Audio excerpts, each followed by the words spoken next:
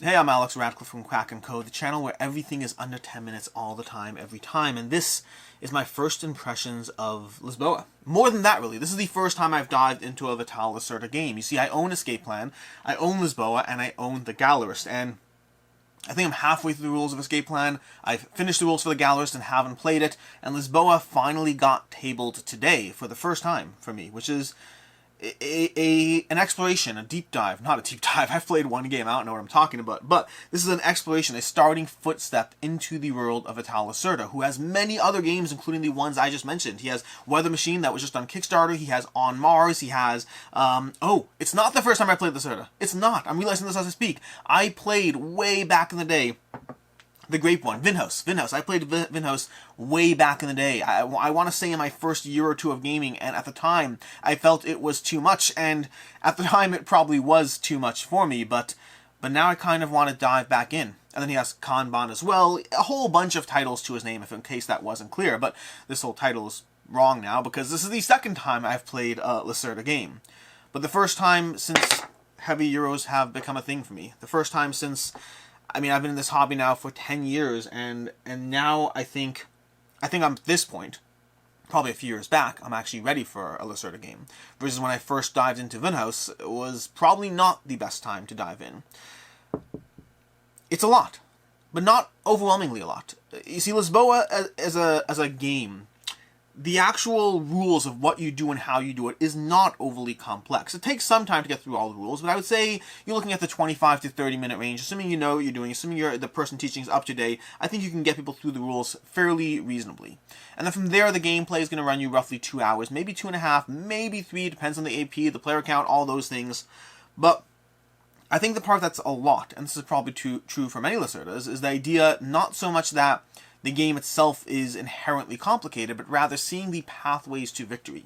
Seeing the ways different things intersperse, that's probably the wrong word, seeing the way different things interweave, that's the one, interweave, the way different mechanics play off one another, the things you can do to earn you points in this game, and what are the best things for you to do. What's the best pathway? You see, there's a little bit of point saladness going on in Lisboa. Not as much as a Feld, but enough so that there's everything in this game is doing something good for you.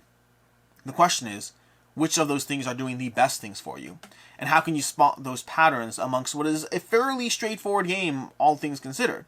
Comparatively speaking, of course, depends what you're comparing it to, but it's not an overly complicated game, it's just an overly interweaving game. A lot of things to be mindful of, a lot of things going on. Now, I have played, wow, this title is so off. I have played Mercado de Lisboa, so this makes it the third Lacerda game I've played. This is just completely running off the rails at this point. But I have played Mercado de Lisboa, which is a shorter Lacerda game. In fact, it specifically takes the building market area kind of Lisboa, and it condenses it into its own entire game, and I thought it was good. I enjoyed Mercado de Lisboa, but it felt a little too straightforward for what it was doing. Well done, yes. Strategic, yes. A game I can recommend with caveats, depends what you're looking for, but possibly yes, depending on what you want in your collection. Versus this has a lot more going on. The amount of things that work together, the amount of stuff, this market, this building area over here is just one facet of an otherwise very intricate game. One that is very rewarding to dive into. One that I'm one play into. This is first impressions. This is no longer my first Lacerda. It's apparently my third Lacerda, but this is my first play of Lisboa. And I want to dive back in again. I want to play it again. Now, I'm not completely sold, mind you. I am very happy with the experience I just had. I enjoyed it quite a bit, and I am eager to dive back in. But I also play a lot of board games. And I don't know exactly where this one falls for me just yet.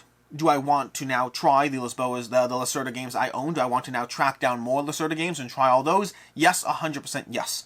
Do I know whether Lisboa ends up being a keeper or a game I play 5 times and move on? That I don't know. You see, Lisboa falls into an interesting sphere for me.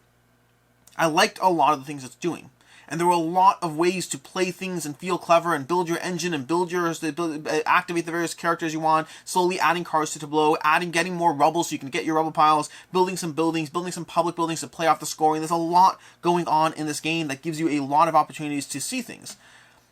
But I don't know if I found it more rewarding than many other Euros in this category, many other heavy Euros. I still think Brass is one of the best games I've ever played, and I'd rather play Brass again than Lisboa.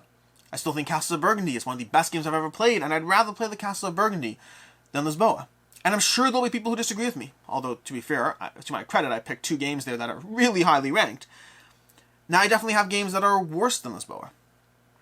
But in the category of heavy, thinky, crunchy games that give you a lot to take into account, a lot to process as you go through them, that's where I'm weighing up this game. I'm not weighing it up against Bruges, which I think of as a lighter Euro. Not light, to be fair, but lighter than Castle of Burgundy. I'm not weighing this up against, I don't know, I don't have any other examples that come to mind, but there's plenty of other games that I could be weighing this up against. And I have to take into account the fact that it is a half-hour teach, and it is a 2.5-ish hour playtime. And it's a lot of thinkiness and crunchiness, and I don't know if it had the thinkiness to payoff ratio that I get out of a game like Antiquity, like I get out of a game like Food Chain Magnate or other Splotter designs. So it has the payoff of a Castle of Burgundy, and yet the thinkiness of a heavier design, a stronger design. And this is all based on one play, so this could go either way. You know, fast forward 3 months from now when I have 3-4 games under my belt, I could be eating my words telling you that Lisboa is a amazing experience that you absolutely have to try, and you should try every single Lacerda game. That might be what I'm saying. Or I might be saying it's an amazing experience, a really good experience, but I also have other good experiences I can recommend, and I don't know if Lisboa makes the cut ultimately. I think that Lacerda games are heavy enough that they're going to attract a certain type of individual. They have a certain level of crunchiness to them that are rewarding to go through and enjoyable to see and experience.